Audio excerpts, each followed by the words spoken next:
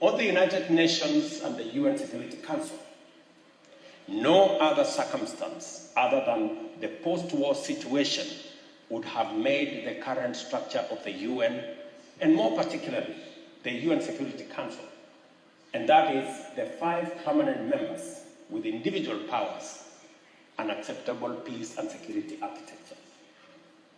The Security Council, once a beacon of peace and diplomacy, now has 1 permanent member invading one country, while another member takes sides in conflict, in direct contradiction to the Council's own resolutions. Yet today, the permanent members live in denial and resist reform, even as the Security Council becomes less and less legitimate and its relevance is being put to question. On the other hand, the global multilateral financial architecture is simply outdated. The Bretton Woods institutions recently celebrated their 80th anniversary. 80 years ago, we all know 2/3 of the world's nations did not exist as states when this architecture came into being.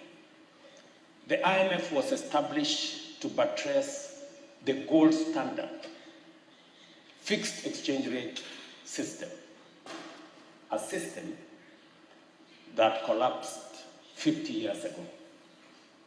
The World Bank, on the other hand, was established to rebuild Europe, an assignment now very well overtaken by events.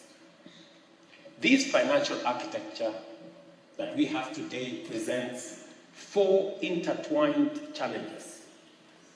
Number 1, the challenge of liquidity or financial safety net for the multiple and persistent climate and economic shocks that we face today.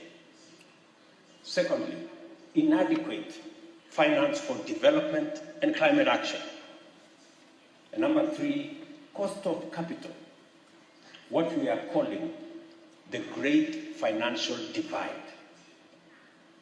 And lastly, the problem of recurring debt crisis in developing countries, which is a consequence of the first 3. We envision a digital future that is Kenya in location, Africa in identity, and global in impact. Ladies and gentlemen, Kenya and China are not merely trade partners. We are co-architects of a new world order, one that is fair, inclusive, and sustainable. Let us measure our success, not in GDP growth or trade volumes, but in how many lives we uplift, how many futures we secure, and how much dignity we restore.